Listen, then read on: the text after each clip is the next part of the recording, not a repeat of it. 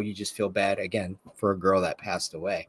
Something's going on here. And yeah, he was understanding. And then actually, I was a little afraid to tell some of my friends because, again, I didn't know how they would understand. But believe it or not, you almost attract this. You tell people that do understand. You don't think they will. They're like, oh, yeah, I believe in that. And I'm like, you do? Oh, yeah, that happens to me. It Mm-hmm. does. It's more common than you think, but people just don't speak about it. And of course, Right. there's going to be naysayers and non-believers, and I get it. I understand. I was that person once too.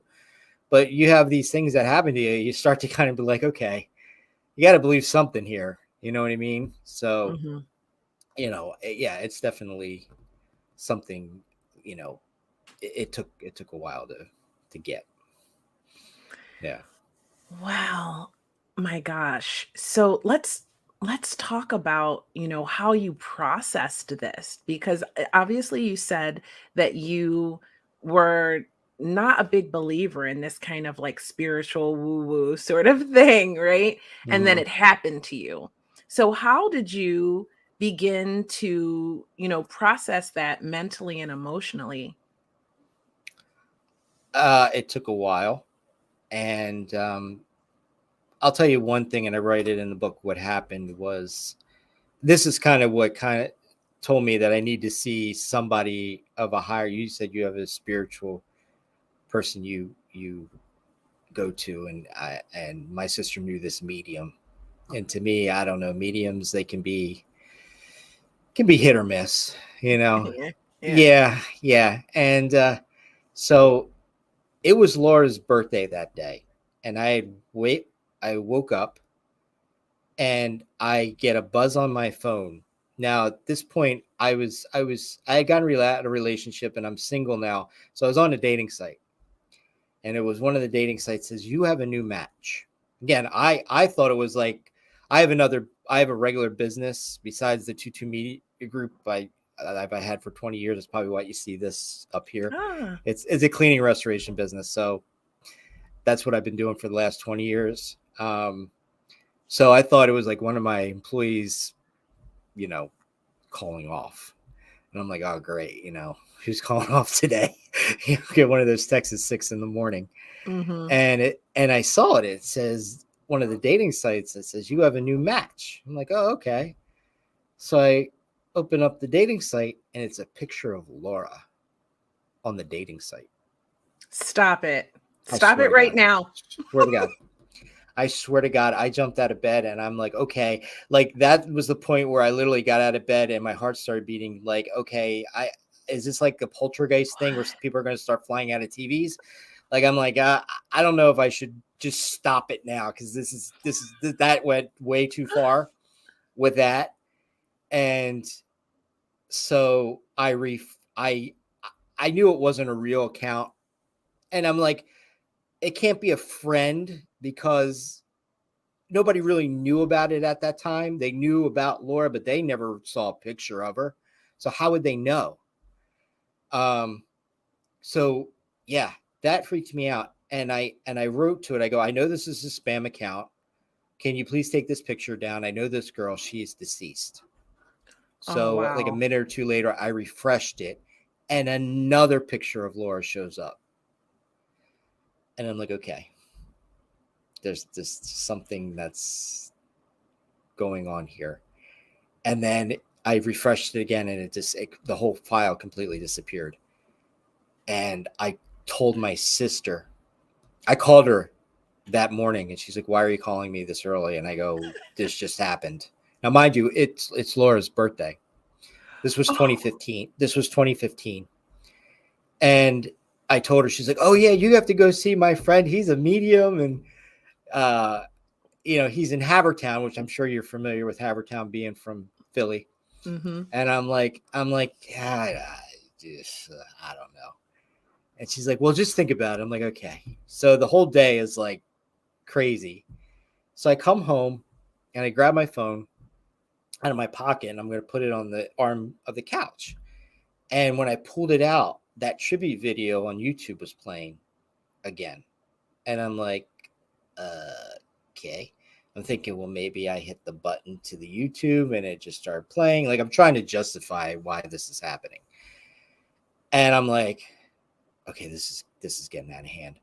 And I cleared all my apps. I put my phone on, the blank screen, and I went in to my bedroom and I was folding laundry. I came back out and the damn video is playing again. I was just like, oh. I'm like, okay. And then I called my sister again. I'm like, what is going on here? Because this is actually starting to really creep me out. Like, this is like, Yeah. do I need to go see somebody to, if this is like a bad spirit or something, like I need to something sage my going house on down. here that you see in movies? Like, and she's like, oh, just go to the medium. And I'm like, oh, God. I'm like, okay. So I made an appointment with him, and she had known him. My sister had known him for years. Very nice guy. And so I go in there, and he it was I tell this whole story in my book. I go in there, and he's got this big gong. Remember the Gong Show from back in the day? Yeah. He had one of those in his like entranceway of his living room, and it says, please hit 3 times. I'm like, you gotta be kidding me with this. So I did it, right? I'm like, all right, whatever.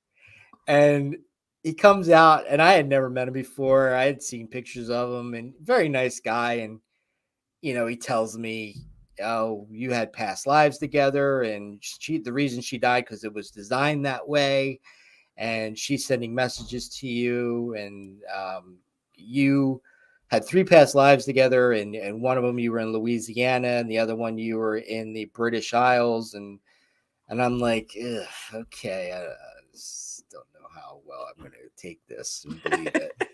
But it's weird because then you get to thinking, like, okay, apparently I was a gambler in Louisiana, and I was on the riverboats. But what's funny is when I was a little kid, those riverboats with the paddles, big I paddles in the love back, those. they were my favorite. They were my favorite boat.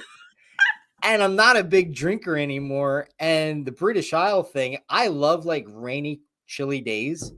I mean, of course, I love sunny days, and I'm thinking, well, maybe, but then if it's one of those things. If people tell you something, and you start to believe it. I'm like, I don't know. I I was mean, like, ugh. I'm like, like, I'm not. Hmm? we just don't know, is my You point. don't, Like, I'm. and it just made me more confused. Mhm. And so that was 2015, and then obviously it kept going on, and then in 2017, my cousin, who is this motorcycle tough guy, shaved head, goatee, works with cars and stuff. He was at a party that had a medium there. And now he lost both his parents early. My aunt and my uncle, they both died younger. And we were at a party, or he was at the party, and the medium talked to him and was like, she knew both his parents were dead and all this other stuff. It freaked him out. So, a few weeks later, we were at a party together. He's like, Mike, you gotta check this. And she was in New Jersey. You gotta check this woman out. She's a medium, and she told me, and I'm like, you went to a medium? Nah, she was, it was at a party. And I'm like, okay, because I'm like, I wouldn't suspect you going to a medium. He's like, yeah, yeah, yeah, yeah. You gotta go. But she's like months in advance. So I called her, and it was January of 2017. So I went. It was and I went there, and very nice woman, and that was the first time, believe it or not, I saw somebody's aura. I didn't know I could see somebody's aura, but that day I saw hers. She's sitting on a chair, and she's telling me something. I'm kind of zoning out because it's like the same thing with everyone. And then all of a sudden, I literally see a gold band around her. And I'm like, when you're looking through somebody, not at them. And I'm like, oh, I think I see her aura. I've never seen one of those before, but I think I see one. And I told her, and I'm like, yeah, I think I see a gold band around you. And she's like, oh, yeah, you can see. I know plenty of people that can see auras. My sister could see auras, but I never could. I was like, okay. And again, it's about open, like you said, you heard those voices. It's like opening yourself up, opening yourself up to things, and more things come to you. Mhm. So she tells me pretty much the same exact story that the other medium told me 2 years prior, past lives, all this. And I'm like, well, what does she want? What is she here for? He's like, well, why don't you, she didn't give me an answer. I'm like, okay, whatever. Why don't you write a letter to her? Write a Hmm. letter to her. You write a letter down to her and ask her. I'm like, oh, because it's just that easy. And she's like, yeah, okay, sure, I'll do it. And I'm like, okay. And she was a nice woman, and she got other things, other things about my family and people that had passed away that I could relate to. But again, with mediums, it's if 30% of what they say is correct, it's good. They're considered good. It's I guess it's all what you believe, or but she was a very nice woman. And then I come home. Of course, my sister's the first person to call me. She said, "What'd the medium say?" And I'm like, yeah, she told me the same thing the other guy said, and she wants me to write a letter and ask her why she keeps coming to me. And my sister's like, oh yeah, you write a letter and then you burn it and send it out to the universe. And I'm like, oh, is that what you do? Sure, Common right on it. knowledge. Perfect. I'm right on this. Yes, I'm gonna be the first one to write a letter to somebody I don't even know and burn it in the end. she's like, just treat it like free writing. And I'm like, Mhm. yeah, I don't know. She's like, just do it. And my sister kept hounding me to do it. And I was like, okay. I'm like, I don't even know what to write. I'm like, this is going to be like 2 sentences and that's it. So it was a freezing January night, 2017. And I just started free writing. I'm like, all right, I'm going to start writing whatever comes to me, comes to me. Here it's like 2 pages front and back. I don't know where the hell that came from. It just was What? everything I wanted to know. Yeah, I just started writing and then it just started flowing, because Hmm. my sister's like, treat it like free writing. I'm like, okay. And I'm not, at this time, I'm no author, you know.